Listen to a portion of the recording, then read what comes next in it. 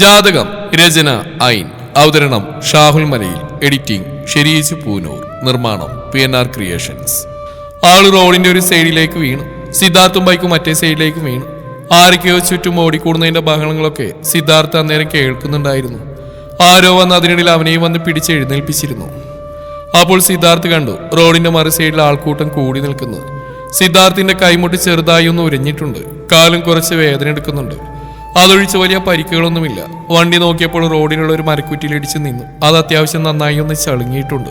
തന്നെ പിടിച്ചെഴുന്നേൽപ്പിച്ച ആൾക്കാരുടെ ഒപ്പം സിദ്ധാർത്ഥ് റോഡിന്റെ മറു സൈഡിലേക്ക് നടന്നു ചെന്നു. ബസ് സ്റ്റോപ്പിൽ അപ്പോൾ ഉണ്ടായിരുന്നവരും ചുറ്റുവട്ടത്തെ കടകളിൽ നിന്നവരൊക്കെ വണ്ടി ഇടിക്കുന്നത് കണ്ടിട്ടുണ്ടായിരുന്നു. സിദ്ധാർത്ഥിന്റെ ഭാഗത്ത് തെറ്റില്ലെന്നും അവൻ ഹോൺ നീട്ടിയടിച്ചിട്ടും പെൺകുട്ടി റോഡിന്റെ നടുവിൽ തന്നെ നിൽക്കുകയായിരുന്നു എന്നും കണ്ടു നിൽക്കുന്നവർ പരസ്പരം അങ്ങോട്ടും ഇങ്ങോട്ടും പറയുന്നുണ്ടായിരുന്നു. അതുകൊണ്ട് ആരും സിദ്ധാർത്ഥിന്റെ മെക്കിട്ട് കയറാൻ വന്നില്ല. അതുമാത്രമല്ല, അവിടെ ഉള്ളവർക്കൊക്കെ ഏഴിലത്തെ സിദ്ധാർത്ഥിനെ അറിയാം.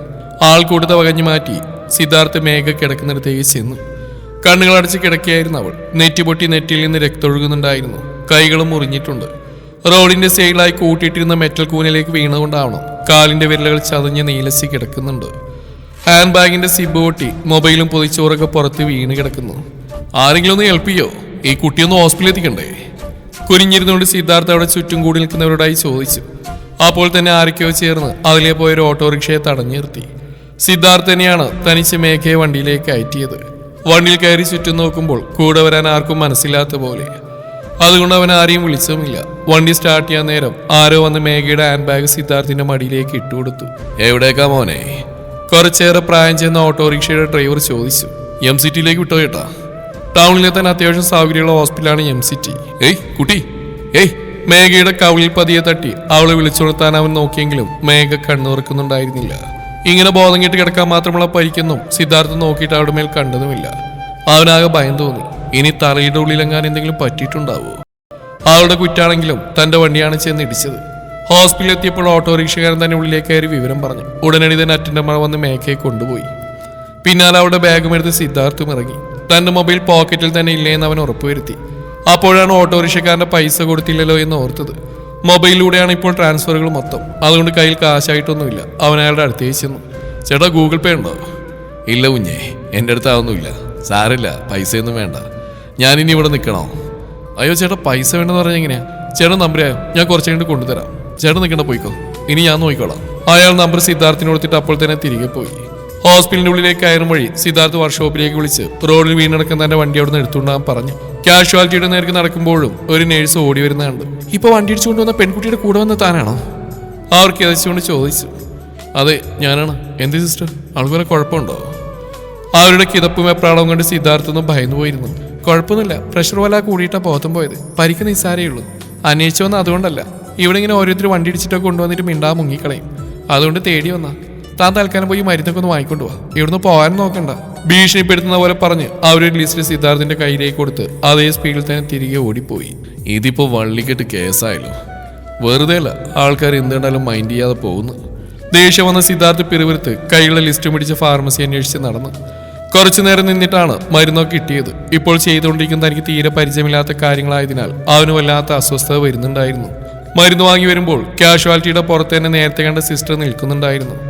അവരുടെ കയ്യിൽ അവൻ മരുന്ന് കൊടുത്ത് ഏൽപ്പിച്ചു. ആ കുട്ടിക്ക് ബോധം വന്നിട്ടുണ്ട്, വേണി ചെന്ന് കയറി കണ്ടോ? അവർ പറഞ്ഞു കേട്ടപ്പോൾ സിദ്ധാർത്ഥിന് ദേഷ്യമാണ് തോന്നിയത്. ബാക്കിയുള്ളവരുടെ വണ്ടിയുടെ മുമ്പിൽ വന്ന് തറവെച്ചും പോരാ. അവൻ കാഷ്വാലിറ്റിയുടെ ഉള്ളിലേക്ക് കയറി. 6 ബെഡുകൾ അതിനുള്ളിൽ ഉണ്ടായിരുന്നു. ഏറ്റവും അറ്റത്തെ ബെഡിൽ അവിടെ ഇരിക്കുന്ന കണ്ടപ്പോൾ സിദ്ധാർത്ഥ അങ്ങോട്ടേക്ക് നടന്നു.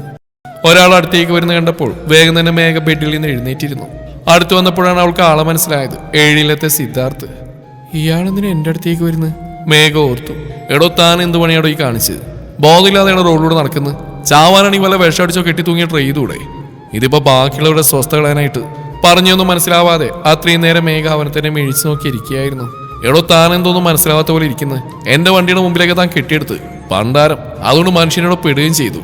അവന്റെ മുഖം ദേഷ്യം കൊണ്ട് ചുവന്നു. ആൾക്കപ്പോഴാണ് കാര്യങ്ങളുടെ കിടപ്പുവശം മനസ്സിലായത്. അപ്പൊ തന്നെ സിദ്ധാർത്ഥിന്റെ വണ്ടിയാണ് ഇടിച്ച്. രാവിലെ ഉണ്ടായ സംഭവങ്ങളും വണ്ടി ഇടിച്ചതും സിദ്ധാർത്ഥിന്റെ ചീത്തയുമൊക്കെയായി മേഘാകെ തളർന്നു. ഇത്രയും കേട്ടിട്ടും താനെന്താടോ കുന്തം വിഴിയ പോലെ ഇരിക്കുന്നത്? താൻ ഇത്രയും കിടന്ന് പ്രസംഗിച്ചിട്ടും അവളൊന്നും മിണ്ടാതായപ്പോൾ സിദ്ധാർത്ഥിന് പിന്നെയും ദേഷ്യം കയറി. അവനൊന്നും മറുപടിയൊന്നും പറയാനാവാതെ മേഘ 2 കൈകൾ കൊണ്ട് മുഖം പൊത്തി പൊട്ടിക്കരഞ്ഞു പോയി. അവളുടെ കരച്ചിൽ കണ്ടപ്പോൾ സിദ്ധാർത്ഥാകെ വല്ലാതെയായി. ഇങ്ങനെ കരയാൻ മാത്രം ഞാനൊന്നും പറഞ്ഞില്ലല്ലോ. എടോ, താനെന്തിനെ ഇങ്ങനെ കരയുന്നു? അതിന് മാത്രം ഞാനൊന്നും പറഞ്ഞില്ലല്ലോ. ഇതിപ്പോ ഒരു ബൈക്ക് ഇടിച്ചുകൊണ്ട് ഇത്രയേ പറ്റുള്ളൂ. വേറെ വല്ല വലിയ വാഹനങ്ങളായിരുന്നെങ്കിലോ താനിപ്പോ പടയി കിടന്നേനെ. റോഡിലൂടെ നടക്കുമ്പോൾ ശ്രദ്ധയോടൊക്കെ നടക്കണ്ടേ? സിദ്ധാർത്ഥ് വളരെ സോഫ്റ്റായി പറഞ്ഞുകൊണ്ട് ആളുടെ ബെഡിന്റെ അടുത്തുള്ള കസേരയിലേക്ക് ഇരുന്നു. സോറി ഏട്ടാ, എന്റെ ശ്രദ്ധക്കുറവുകൊണ്ട് പറ്റിയതാ. ഞാൻ കുറച്ചൊരു ടെൻഷനിലായിരുന്നു. റോഡ് ക്രോസ് ചെയ്യാമെന്ന് ഓർമ്മയുണ്ട്, പക്ഷെ നടുറോട്ടിലെത്തിയപ്പോൾ തലയുറ്റിയ പോലെ തോന്നി. പിന്നെ എനിക്കൊന്നും ഓർമ്മയില്ല. അവൾ വല്ലാമയോട് സിദ്ധാർത്ഥി നോക്കി പറഞ്ഞപ്പോൾ അവനും ആകെ വല്ലാതെയായി. പോടെ, സാറില്ല. ഇപ്പൊ എങ്ങനെയുണ്ട്? അവൻ അലിവോടെ തിരക്കി. ഇപ്പൊ കുഴപ്പമൊന്നുമില്ല. പൊട്ടിയ ഭാഗത്തൊക്കെ ചെറിയൊരു വേദന മാത്രമേ ഉള്ളൂ. എന്നാ കിടന്നോ, ആ മെഡിസിനൊക്കെ കഴിക്കും മാറിക്കോളൂ. ഇന്ന് വീട്ടിലേക്ക് പോകാൻ പറ്റുമോ? ആ സിസ്റ്റർ വല്ലതും പറഞ്ഞോ? ഇല്ല, എന്നോടൊന്നും പറഞ്ഞില്ല. അവൾ പരിഭ്രമത്തോടെ പറഞ്ഞു.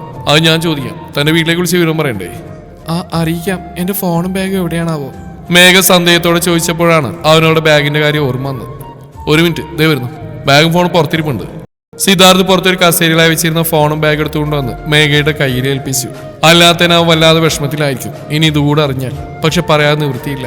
സിദ്ധാർത്ഥ് കുറെ നേരമായി ഇങ്ങനെ ഓടി നടക്കുന്നു. തനിക്ക് അയാൾ അറിയാം. അതും പരിചയമൊന്നുമില്ല, കണ്ടാലറിയാം, അത്രയേ ഉള്ളൂ. ആൾക്കാണെങ്കിൽ തന്നെ അറിയ പോലും ഇല്ല. അങ്ങനെ യാതൊരു പരിചയമില്ലാത്ത ഒരാൾ ഇങ്ങനെ ബുദ്ധിമുട്ടിക്കുന്നത് ശരിയല്ല. അതുമാത്രമല്ല, തെറ്റ് മുഴുവൻ തന്റേതുമാണ്. അതോർത്ത് അവൾ അല്പം വിഷമത്തോടെയാണ് സുധാകരനെ വിളിച്ച് വിവരം പറഞ്ഞ്. വിവരമറിഞ്ഞ സുധാകരൻ ആദ്യം പിടിച്ച് അപ്പോൾ തന്നെ എത്താമെന്നും പറഞ്ഞു.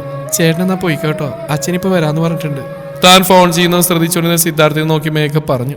ആ, വീട്ടിൽ നിന്ന് ആരെങ്കിലും വരട്ടെ, എന്നിട്ട് പോവാം. എനിക്ക് പോയിട്ട് പ്രത്യേകിച്ച് അത്യാവശ്യമൊന്നുമില്ല. അത് പറഞ്ഞ് സിദ്ധാർത്ഥന്റെ മുടി മാടി ഒതുക്കിയപ്പോഴാണ് അവന്റെ കൈമുട്ട് മേഘ ശ്രദ്ധിച്ച്. നന്നായി ഉരഞ്ഞു പൊട്ടിയിട്ടുണ്ട്. രക്തം ചെറുതായി പൊടിഞ്ഞു നിൽക്കുന്നുണ്ട്. ചേട്ടാ, അതേ കൈ പൊട്ടിയിട്ടുണ്ടല്ലോ, കണ്ടില്ലായിരുന്നോ? അവന്റെ കൈമുട്ടിന് നേരെ അവളുടെ വിരലുകൾ ചൂണ്ടി. ഓ, ഇതോ തന്നെ തട്ടിയിട്ടോ പറ്റിയതാ, ഞാനത്ര ശ്രദ്ധിച്ചില്ല. അത് സാരല്ല. ദാ ഈ ഓയിൻമെന്റ് തേച്ചോ. തന്റെ ബെഡിന്റെ അടുത്തുള്ള ചെറിയ ടേബിളിൽ മരുന്നുകളുടെ കൂട്ടത്തിലുള്ള ഓയിൻമെന്റ് അവൾ നീട്ടി. അതൊന്നും വേണ്ട, ചെറിയൊരു മുറിവല്ലേ, സാരല്ല. അങ്ങനെ പറഞ്ഞാൽ എങ്ങനെയാ? മേഘ തന്നെ ആ ഓയിൻമെന്റ് തന്നെ ചൂണ്ടുവിരൽ കുറച്ചെടുത്ത് അവന്റെ കൈമുട്ടിലേക്ക് തേച്ചു കൊടുത്തു. പെട്ടെന്നുള്ള അവളുടെ പ്രവൃത്തിയിൽ സിദ്ധാർത്ഥൻ ഞെട്ടിപ്പോയി. എന്നാൽ അവളുടെ മുഖത്ത് ഭാവമാറ്റമൊന്നും ഉണ്ടായിരുന്നില്ല. ഇത്രയും നേരം തന്നെ കെയർ ചെയ്ത ആളോട് കാണിക്കുന്ന സഹജീവി സ്നേഹം. മോളെ. അപ്പോഴാണ് ഗീത കരഞ്ഞുകൊണ്ട് കാഷ്വാലിറ്റിയുടെ ഉള്ളിലേക്ക് വരുന്ന മേഘ കണ്ടത്. പുറകെ സുധാകരനുമുണ്ട്. സുധാകരനെ കണ്ടപ്പോൾ സിദ്ധാർത്ഥിന് ആളെ മനസ്സിലായി. തങ്ങളുടെ ബസ്സിലെ ഡ്രൈവർ. ആ ചേട്ടൻ തന്നെ ആരാ? എന്റെ അച്ഛനാ. ഓ, ഈ ചേട്ടന് മോളായിരുന്നു താൻ? ഞങ്ങളുടെ ബസ്സിലുള്ള ചേട്ടനാ? എനിക്കറിയായിരുന്നു. സിദ്ധാർത്ഥിനെ എനിക്ക് മനസ്സിലായി. എന്നെ ഇയാൾക്ക് നേരത്തെ അറിയായിരുന്നോ? അങ്ങനെ അറിയൊന്നുമില്ല, 7ലെത്തെയാണെന്ന് അറിയാം. പിന്നെ പണ്ട് സ്കൂളിൽ പഠിക്കുമ്പോൾ ഒക്കെ കണ്ടിട്ടുണ്ട്. ആ, അതുകൊള്ളാം. എന്നിട്ട് താനിതോ എന്നോട് നേരത്തെ പറയുന്നെന്താ? എളിയിൽ കൈകുത്തി അവൻ ചിരിയോട് ചോദിച്ചപ്പോൾ മേഘ വെറുതെ ചിരിച്ചതേയുള്ളൂ. അപ്പോഴേക്കും ഗീത അങ്ങോട്ടേക്ക് ഓടി വന്ന് എത്തിയിരുന്നു. എന്താടി മോളെ, എന്താടി നിനക്ക് പറ്റിയത്? എനിക്കൊന്നുമില്ല അമ്മേ, ഒന്ന് കരയാണ്ടിരിക്കേ. സുധാകരൻ അപ്പോഴാണ് സിദ്ധാർത്ഥിനെ കണ്ടത്. ക്ഷമിക്കൂ കുഞ്ഞേ, അവളുടെ ശ്രദ്ധയില്ലായ്മ കാരണം മോനും ബുദ്ധിമുട്ടായി അല്ലേ? അയ്യോ, അങ്ങനെയൊന്നുമില്ല. ആ കുട്ടിക്ക് പെട്ടെന്ന് തലയുറ്റിയതാണെന്നാണ് പറഞ്ഞത്. പിന്നെ ഞാൻ കുറച്ച് വേഗത്തിലാണ് വന്നിരുന്നു, അതുകൊണ്ട് ബ്രേക്ക് പിടിച്ചിട്ട് കിട്ടിയതുമില്ല. അതുകൊണ്ട് എങ്ങനെയൊക്കെ സംഭവിച്ചു. ഗീത അവനെ നന്ദിയോടെ നോക്കി ചിരിച്ചു. എന്തായാലും ഇനി പോയിക്കോട്ടെ, അച്ഛനുമ്മയ്ക്ക് വന്നില്ലേ? ഇനി എന്റെ ആവശ്യം ഇവിടെ ഇല്ലല്ലോ. സിദ്ധാർത്ഥ് മേഘയെ നോക്കി ചിരിച്ചു. ആ, പോയിക്കോ. അത് പറയുന്നതിനിടയിൽ അവൾ സുധാകരനോട് സ്വകാര്യമായിട്ടെന്നോ പറയുന്ന അവൾ ശ്രദ്ധിച്ചു. സുധാകരൻ അപ്പോൾ തന്നെ തന്റെ പോക്കറ്റിൽ നിന്ന് പൈസ എടുത്ത് സിദ്ധാർത്ഥിന്റെ കയ്യിലേൽപ്പിക്കാൻ ശ്രമിച്ചു. ഏയ്, ഇതൊന്നും വേണ്ടേട്ടാ. അല്ല, മോൻ നേരത്തെ ബില്ലൊക്കെ അടിച്ച് മരുന്നൊക്കെ വാങ്ങിയെന്ന് മോള് പറഞ്ഞു. അതൊന്നും കുഴപ്പമില്ല, എന്തായാലും എന്റെ വണ്ടിയിലെ തട്ടിയത്. സുധാകരൻ എത്ര നിർബന്ധിച്ചിട്ടും സിദ്ധാർത്ഥ് പൈസ വാങ്ങിയില്ല. ഒരിക്കൽ കൂടെ തിരിഞ്ഞു നോക്കി പോകുന്നുവെന്ന രീതിയിൽ തലയാട്ടി അവൻ മുന്നോട്ട് നടന്നു. അപ്പോഴാണ് എന്തോർത്ത പോലെ അവൻ തിരികെ പിന്നെയും മേഘയുടെ അരികിലേക്ക് വന്നത്. ഇത്ര നേരം സംസാരിച്ചിട്ടും തന്റെ പേരെന്താണെന്ന് ഞാൻ ചോദിച്ചില്ല. എന്താ തന്റെ പേര്? അത് ചോദിക്കുമ്പോഴും എന്തോ അബദ്ധം പറ്റിയ പോലെ അവൻ ചിരിക്കുന്നുണ്ടായിരുന്നു. മേഘ, മേഘ എന്ന എന്റെ പേര്. നേരിയ പുഞ്ചിരിയോട് അവൾ പറഞ്ഞു. ശരി മേഘ, ടെൻഷനൊന്നും കൂടെ ഇരിക്കുക കേട്ടോ. പോകുന്ന നേരം അവൻ ഒന്നുകൂടെ അവളെ ഓർമ്മിപ്പിച്ചു. നല്ലൊരു മോൻ, എത്ര വലിയ തറവാട്ടിലെയാണെന്നോ പണം ഉണ്ടെന്നോ എന്നുള്ള ഒരു അഹങ്കാരമില്ല. നടന്നു പോകുന്ന സിദ്ധാർത്ഥിനെ നോക്കിക്കൊണ്ട് ഗീത പറഞ്ഞപ്പോൾ മേഘ അതിനെ ഓർക്കുകയായിരുന്നു. അതൊക്കെ ഒരു ഗുണാടി, അല്ലാതെ മറ്റവനെ പോലെ ഇത്തിരി കാശ് കിട്ടിയപ്പോ കണ്ണ് മഞ്ഞളിക്കുന്നതിന് വേറെ പേരാ പറയാ. പിന്നെയും സുധാകരൻ രോഷത്തോടെ എന്തോ പറയാൻ തുടങ്ങിയതും ഗീത കണ്ണുകൊണ്ടൊന്നും മിണ്ടല്ലേ എന്ന് ആംഗ്യം കാണിച്ചപ്പോൾ അയാൾ പെട്ടെന്ന് നിർത്തി. ജീവനെയാണ് അയാൾ പറയാൻ പോകുന്നത് ഗീതക്ക് മനസ്സിലായിരുന്നു. അത് മേഘ കേൾക്കാതിരിക്കാൻ വേണ്ടിയാണ് അവരങ്ങനെ പറഞ്ഞു. ജീവന്റെ കാര്യം ഇതുവരെ മേഘയോട് പറഞ്ഞിട്ടില്ല. എന്റെ മോളെ, എന്നാൽ ഇത് എങ്ങനെ പറ്റിയതാടി? റോഡിലൂടെ നടക്കുമ്പോൾ ശ്രദ്ധിക്കണ്ടേ? അല്ലെങ്കിൽ എന്റെ മോൾക്ക് കുറച്ചാളായിട്ട് കഷ്ടകാലം ഒഴിഞ്ഞ് നേരം ഉണ്ടായിട്ടില്ല. സമയദോഷം എന്റെ മോൾക്ക്, അതുകൊണ്ട് ഓരോ അനർത്ഥങ്ങൾ സംഭവിക്കുന്നു. ബെഡിൽ കാലും മടക്കി എന്തോ ആലോചിച്ചിരിക്കുന്ന മേഘയുടെ തലയിൽ ഗീത തലോടിക്കൊണ്ടിരുന്നു. കഷ്ടകാലമൊന്നുമില്ല അമ്മേ, ഉണ്ടായിരുന്നൊരു കഷ്ടകാലം ഒഴിഞ്ഞു പോയെന്ന് ഞാൻ കരുതുന്നുള്ളൂ. സുധാകരനും ഗീതയൊന്നും മനസ്സിലാവാൻ നിന്നു. മേഘയുടെ മുഖം കല്ലിച്ച് തന്നെ ഇരുന്നു. അച്ഛനും അമ്മ ഇനി എന്നോടൊന്നും ഒളിച്ചു വെക്കണ്ട. രാവിലെ അപ്പച്ചൻ്റെ വീട്ടിൽ വെച്ച് നടന്നൊക്കെ എന്താണെന്ന് എനിക്ക് ഊഹിക്കാവുന്നേ ഉള്ളൂ. ഞാൻ വരുന്ന വഴിക്ക് ജീവനെ കണ്ടിരുന്നു. സുധാകരന്റെ മുഖം അറിയാതെ താഴ്ന്നു പോയി. എന്നിട്ട് അവൻ നിന്നോട് വല്ലതും പറഞ്ഞോ? ഗീത പരിഭ്രമം കൊണ്ട് തന്റെ മുഖമൊന്ന് തുടച്ചുകൊണ്ട് ചോദിച്ചു. പറഞ്ഞു, ജീവേണ് ഞാൻ ചേരില്ലെന്ന്. ഒരുപാട് പൈസകളുടെ ബന്ധേ ചേരുള്ളൂ എന്ന്. എങ്ങനെയൊക്കെയോ പിടിച്ചെടുത്താൻ നോക്കിയിട്ടും ആളുടെ ഉള്ളിലെ ജീവനോടുള്ള പ്രണയം അവളെ തോൽപ്പിച്ചിരുന്നു. മേഘ പോലും അറിയാതെ ആളുടെ കണ്ണുകൾ നിറഞ്ഞൊഴുകിക്കൊണ്ടിരുന്നു. എൻ്റെ മോള് വിഷമിക്കണ്ട, അച്ഛൻ ഒന്നുകൂടെ അവനോട് സംസാരിച്ച് നോക്കാം. പിന്നെ അവർ കുറച്ച് കാശിൻ്റെയും സ്വർണത്തിൻ്റെയും ഡിമാൻഡ് പറഞ്ഞിരുന്നു. 75 ലക്ഷവും ബാക്കി സ്വർണം. നോക്കട്ടെ, അച്ഛനെ കൊണ്ട് കൂട്ടിയാൽ കൂടുമെന്ന്. വീടും പറമ്പും വിൽക്കാം, ബാക്കി ലോൺ എടുക്കാം. എൻ്റെ മക്കളുടെ കണ്ണീരിനേക്കാൾ വലുതല്ല അച്ഛനൊന്നും. കാശിൻ്റെയും സ്വർണത്തിനെയും കണക്കേട്ടപ്പോൾ മേഘം ഞെട്ടിപ്പോയി. ഇതൊന്നും ജീവൻ അവളോട് പറഞ്ഞിട്ടുണ്ടായിരുന്നില്ല. അച്ഛനിതെന്താ, അവരെപ്പോലെ ഭ്രാന്ത് പിടിച്ചോ? വീടും പറമ്പ് വിറ്റ് ലോണൊക്കെ എടുത്തിട്ട് നിങ്ങൾ എങ്ങോട്ടേക്ക് പോകും? ഇതെല്ലാം കൂടെ കൊണ്ടുകൊടുത്തിട്ട് എനിക്ക് ഒരു നിമിഷങ്ങളിൽ സന്തോഷത്തോടെയും സമാധാനത്തോടെയും ജീവിക്കാൻ പറ്റുന്ന അച്ഛന് തോന്നുന്നുണ്ടോ? ഇങ്ങനെ ആർത്തിയുള്ളവർ ഇനിയും ചോദിക്കില്ലെന്ന് എന്ത് ഉറപ്പാവുള്ളത്? അവർക്ക് ആവശ്യമുള്ള കൊടുക്കാൻ പറ്റിയ ബന്ധങ്ങളൊക്കെ ഇപ്പൊ കിട്ടിയിട്ടുണ്ടല്ലോ. അവരായിട്ട് മാത്രമേ ജീവൻ ഇനി ശരിയുള്ളൂ. ഇനി അച്ഛൻ എൻ്റെ പേരും പറഞ്ഞ അയാളുടെ അടുത്തേക്ക് പോവരുത്. അപേക്ഷയാ. സങ്കടമില്ലാന്നൊന്നും ഞാൻ പറയുന്നില്ല, അതൊക്കെ മാറിക്കോളും. പ്രിയപ്പെട്ടവരൊക്കെ മരിച്ചു പോയിട്ട് ആളുകൾ പിന്നെയും ഭൂമിയിൽ തുടർന്ന് ജീവിക്കുന്നില്ലേ? ഞാനും അങ്ങനെ കരുതിക്കോളാം. അല്ലെങ്കിൽ ഇങ്ങനെയുള്ളവരുടെ കൂടെ ജീവിക്കുന്നതിലും ഭേദം മരണമാണ്. കാര്യങ്ങളൊക്കെ അറിയുമ്പോൾ മേഘയാകെ തളർന്നു പോകുമെന്ന് കരുതുന്ന അച്ഛനും അമ്മയ്ക്കും അവളുടെ വാക്കുകൾ വളരെ ആശ്വാസമായിരുന്നു. മേഘ വല്ലാതെ സങ്കടപ്പെടുകയാണെങ്കിൽ മറ്റു ബന്ധുക്കളെ അറിയിച്ച് സുമതിയോടും ജീവനോടും സംസാരിക്കാൻ സുധാകരൻ ഇരിക്കുകയായിരുന്നു. ഇനിയിപ്പോൾ അതിന്റെ ആവശ്യമില്ല. മേഘ പറഞ്ഞ പോലെ അവൻ പോവുകയാണെങ്കിൽ അങ്ങ് പോട്ടെ. മേഘയെ പിറ്റേ ദിവസം മാത്രമേ ഹോസ്പിറ്റലിൽ നിന്ന് പറഞ്ഞേക്കുള്ളൂ എന്ന് ഡോക്ടർ പറഞ്ഞു. BP ഒക്കെ ഇപ്പോഴും ഉയർന്നതിന് നിൽക്കുകയാണ്. മേഘ അസ്നയെ വിളിച്ച് കാര്യങ്ങൾ പറഞ്ഞു. അവൾ കുറച്ച് കഴിഞ്ഞപ്പോൾ കടയും പൂട്ടി മേഘയെ കാണാനായി വന്നു. കുറച്ചു നേരം കഴിഞ്ഞിട്ടാണ് അസ്ന പിന്നെ തിരികെ പോയത്. ഉച്ച കഴിഞ്ഞപ്പോൾ സുധാകരൻ വീട്ടിലേക്ക് പോയി. പിന്നെ വന്ന് വൈകുന്നേരത്തേക്കുള്ള ഭക്ഷണവും അമ്മുവിനെയും അപ്പുവിനെയും കൂട്ടിക്കൊണ്ടായിരുന്നു. 2 മക്കളുടെയും മുഖം കണ്ടപ്പോൾ അവരും കാര്യം അറിഞ്ഞിട്ടുണ്ടെന്ന് മേഘയ്ക്ക് മനസ്സിലായി. അച്ഛൻ പറഞ്ഞിട്ടുണ്ടാവും. അവർക്ക് മേഘയുടെ കാര്യം ഓർത്തായിരുന്നു സങ്കടം. അല്ലെങ്കിൽ നമ്മുടെ അപ്പച്ചയായതുകൊണ്ട് പറയല്ല, അവരൊരു വല്ലാത്ത പെണ്ണുപിള്ളയാ. ഇനിയെങ്ങാനും ഉളുപ്പില്ലാത്ത ജീവട്ടം കല്യാണം കഴിക്കായിരുന്നെങ്കിൽ അപ്പച്ചി ചേച്ചി എങ്ങനെയെങ്കിലൊക്കെ ഉപദ്രവിച്ചേനെ. നന്നായുള്ളൂ ചേച്ചി, അങ്ങേര് പോണേ പോട്ടെ. എന്റെ ചേച്ചിക്ക് അതിൽ നല്ല ചെക്കനെ കിട്ടും. അമ്മ മേഘയുടെ തോളിലൂടെ കൈയിട്ടു. തന്നെ ഓരോന്നൊക്കെ പറഞ്ഞ് സമാധാനിപ്പിക്കുന്നുണ്ടെങ്കിലും അവരും കുറച്ച് സങ്കടത്തിലാണെന്ന് മേഘയ്ക്ക് മനസ്സിലായി. ചെറുപ്പം മുതലേ അവർ കേൾക്കുന്നതാണ് മേഘയുടെയും ജീവന്റെയും കാര്യം. അവർ സ്വന്തം ചേട്ടനെ പോലെ തന്നെയാണ് ജീവനെ കണ്ടിരുന്നത്. എല്ലാവരും ഒരുമിച്ചിരുന്ന് ഭക്ഷണം കഴിച്ച് സുധാകരനും പിള്ളേരും വൈകുന്നേരമായപ്പോൾ വീട്ടിലേക്ക് തിരിച്ചുപോയി. നാളെ സ്കൂളില്ലാത്തതിനാൽ രാവിലെ തന്നെ വരാമെന്ന് അവർ മേഘയുടെ ഇരികവളിൽ ഉമ്മവെച്ചുകൊണ്ട് ഇറങ്ങാൻ നേരം പറഞ്ഞു. സിദ്ധാർത്ഥ് തന്റെ നാട്ടിലെ പഴയൊരു കൂട്ടുകാരനായ സോഹന്റെ ഒപ്പം അവന്റെ ഭാര്യ വീടിന്റെ അടുത്തുള്ള ഒരു ഷാപ്പിലായിരുന്നു. ബൈക്ക് പണിയാൻ കൊടുത്ത വർക്ക്ഷോപ്പിൽ ബൈക്കിനെ കുറിച്ച് തിരക്കാൻ പോയപ്പോഴായിരുന്നു സോഹനെ കണ്ടുമുട്ടിയത്. സോഹൻ കുറച്ചു കാലമായി ആ വർക്ക്ഷോപ്പിലാണ് ജോലി ചെയ്യുന്നതൊക്കെ സിദ്ധാർത്ഥിനോട് പറഞ്ഞു.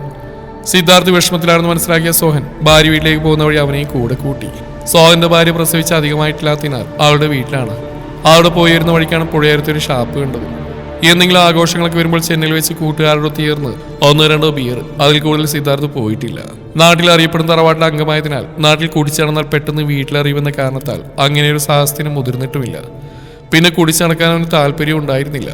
ഇതിപ്പോ മനസ്സിലെ സങ്കടം സഹിക്കാൻ വയ്യാതെ സോനയെ ഉന്തിത്തള്ളി അവനും കൂടി അവിടെ കയറിയതാണ്. വൈദ്യയെ മനസ്സിലേൽപ്പിച്ച മുറിവ് അത്രയ്ക്ക് ആഴത്തിലുള്ളതായിരുന്നു. എന്തെങ്കിലും കാരണമുണ്ടായിട്ടാണെങ്കിൽ പോട്ടെ എന്ന് വെക്കാം. ഇതിപ്പോ അത് ആലോചിക്കുന്നവരും കണ്ണുനീര് ഉരുണ്ടു വരുന്നു. അവിടെ ഇരുന്ന് സോഹനോട് തന്റെ എല്ലാ വിഷമങ്ങളും സിദ്ധാർത്ഥ് പറഞ്ഞു. പോകുന്ന പോട്ടേന്ന് വെക്കണമെന്ന് പറഞ്ഞ് സമാധാനിപ്പിക്കാനല്ലാതെ സോഹന് വേറൊന്നിനും കഴിയുമായിരുന്നില്ല. അധികം ഉപയോഗിച്ച് പരിചയമില്ലാത്ത സാധനമായതിനാൽ പെട്ടെന്ന് തന്നെ അവരെ തലക്ക് പിടിക്കുകയും ചെയ്തു. കുറച്ച് സമയം കൊണ്ട് തന്നെ സിദ്ധാർത്ഥല്ലാതായി മാറി. അവന്റെ ലെവൽ മാറി തുടങ്ങിയെന്ന് മനസ്സിലായപ്പോൾ സോഹൻ പതുക്കെ പിടിച്ചു വലിച്ച് എഴുന്നേൽപ്പിച്ചു. സോഹന്റെ ബൈക്കിന്റെ പിന്നിൽ നിന്ന് പോകുമ്പോഴും സിദ്ധാർത്ഥ് വൈദ്യയില്ലാതെ തനിക്ക് ജീവിക്കേണ്ട, മരിക്കണമെന്നൊക്കെ പറഞ്ഞിട്ട് ഉറക്കെ അലറി കരയുന്നുണ്ടായിരുന്നു. 7 ഇളം തറവാടെത്തിയപ്പോൾ സോഹൻ ബൈക്ക് നിർത്തി സിദ്ധാർത്ഥിനെ പതുക്കെ അങ്ങോട്ട് കയറ്റി വിട്ടു. ഡാ സൂക്ഷിച്ചു പോണേ. ആടി പോകുന്ന സിദ്ധാർത്ഥിനെ സോഹൻ ഓർമ്മിപ്പിച്ചു. ആളാ നീ പോയിക്കോ. അങ്ങനെ പറഞ്ഞെങ്കിലും സിദ്ധാർത്ഥ് തറവാടിന്റെ പടി കയറുന്നവരെ സോഹൻ ഗേറ്റിന്റെ പുറത്ത് തന്നെ നിന്നു. വീട്ടിൽ കയറി നീണ്ടപ്പോൾ സോഹൻ വണ്ടി തിരിച്ച് ഓടിച്ചു പോയി. അവൻ പോയെന്ന് കണ്ടതും സിദ്ധാർത്ഥ് വീട്ടിൽ നിന്ന് പിന്നെ ഇറങ്ങി നടന്നു. കണ്ണുകൾ അപ്പോഴും നിറയുന്നുണ്ടായിരുന്നു. അവനത് വാശിയോടെ തുടച്ചു മാറ്റുന്നുണ്ടായിരുന്നു. എങ്ങനെയൊക്കെ ശ്രമിച്ചിട്ടും വൈദേഹിയുടെ അവഗണന അവന് താങ്ങാൻ കഴിയുന്നുണ്ടായിരുന്നില്ല. ജീവിതത്തിൽ ഇന്നുവരെ അവന് വലിയ ദുഃഖങ്ങളൊന്നും നേരിടേണ്ടി വന്നിട്ടില്ല.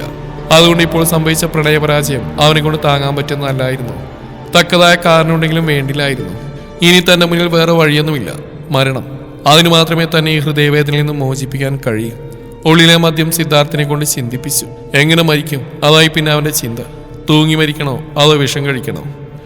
ഇവയെക്കുറിച്ചൊക്കെ കേട്ടിട്ടുണ്ടെന്നല്ലാതെ എങ്ങനെ തൂങ്ങണമെന്നോ മരിക്കാൻ ഏത് വിഷം കഴിക്കണമെന്നൊന്നും അറിയില്ല. കരഞ്ഞ് തറവാടിന്റെ പിറകിലുള്ള കുളക്കരയിലേക്ക് സിദ്ധാർത്ഥ് എത്തി. ചെറിയ നിലാവെളിച്ചമുണ്ട്. ആ വെളിച്ചത്തിൽ കുളത്തിലെ വെള്ളം ചെറുതായി തിളങ്ങുന്ന പോലെ. നല്ല ആഴമുള്ള കുളമാണ്. ജോലിക്കാരി സ്ത്രീകൾ കുളിക്കാൻ അലക്കാനുമായി ചെറിയൊരു ഭാഗം വളച്ചു കെട്ടിയിട്ടുണ്ട്. അതിനപ്പുറത്തേക്ക് ആരും ഇറങ്ങാറില്ല. മതി, കുളം മതി, മുങ്ങി മരിക്കാം. അവളുടെ തന്നയുടെയും ഒരു ജാതകം. പോകടി ഞാൻ പോവാ. കുളത്തിന്റെ പടവുകളിലേക്ക് ഇറങ്ങുന്ന വഴി സിദ്ധാർത്ഥ് പറഞ്ഞുകൊണ്ടിരുന്നു. പെട്ടെന്നൊരു നിമിഷം അവന്റെ മനസ്സിലേക്ക് അച്ഛന്റെ അമ്മയുടെയും മുഖം വന്നു. അവർക്ക് ആകെയുള്ളൊരു മകനാണ് താൻ. ഞാനില്ലാതെയായാൽ എന്റെ അച്ഛനും അമ്മയും. അവരുടെ ഹൃദയവേദന ഓർത്ത് സിദ്ധാർത്ഥ് എന്നെ മുടി പിച്ചി പറിച്ചു. എന്നാലും മരിക്കാതിരിക്കാൻ പറ്റില്ല. വൈദ്യയില്ലാത്ത ഈ ജീവിതം അത് ഇവിടം കൊണ്ട് തീരട്ടെ. അച്ഛനും അമ്മയുണ്ട്, അമ്മയ്ക്ക് അച്ഛനും. അവരിനിയും ജീവിച്ചോളും. കുളത്തിലേക്ക് ഇറങ്ങുന്ന വഴി അവൻ തന്റെ പിറകിലേക്ക് തിരിഞ്ഞു നോക്കി. അടുത്തടുത്തായി നിൽക്കുകയാണ് വൈദേഹിയുടെ വീടും തന്റെ വീടും. അമ്മ ചിലപ്പോൾ ഉറങ്ങിയിട്ടുണ്ടാവില്ല, അച്ഛൻ ചിലപ്പോൾ കിടന്നിട്ടുണ്ടാവും. എന്നാലും താൻ വരാതെ ഉറങ്ങില്ല. തന്നെയും കാത്തിരിക്കുന്ന അവരുടെ മുന്നിൽ താൻ നാളെ വെറും ചെടമായി മുന്നിലെത്തും. അച്ഛാ, അമ്മേ, മാപ്പ്, എന്നോട് പൊറുക്കണേ. വീടിന്റെ നേരെ നോക്കി അവൻ നിലവിളിച്ച് കരഞ്ഞു. പിന്നെ കണ്ണുകൾ വൈദേഹിയുടെ വീടിന്റെ നേരെ എത്തി. അവിടെ ഇരുട്ടാണ്. പോവാടി ഞാൻ. തുടരും ഈ കഥയുടെ ബാക്കി ഭാഗം നാളെ ഇതേ സമയം.